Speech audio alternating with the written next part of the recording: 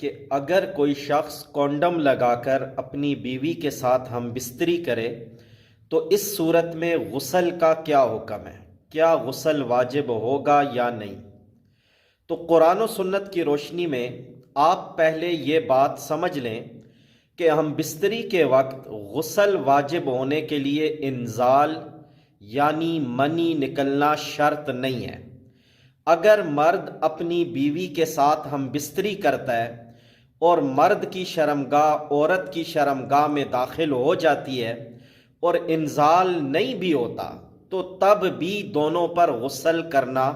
واجب ہو جائے گا، کیونکہ حدیث شریف میں آتا ہے آقا علیہ السلام نے فرمایا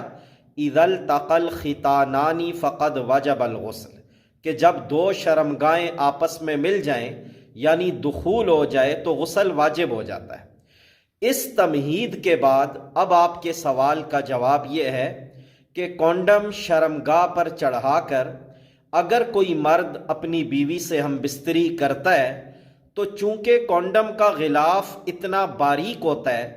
کہ اس میں بھی مرد کو عورت کی شرمگاہ کی حرارت محسوس ہوتی ہے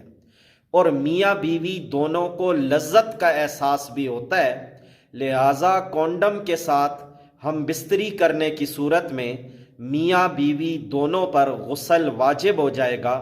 چاہے منی نکلی ہو یا نہ نکلی ہو۔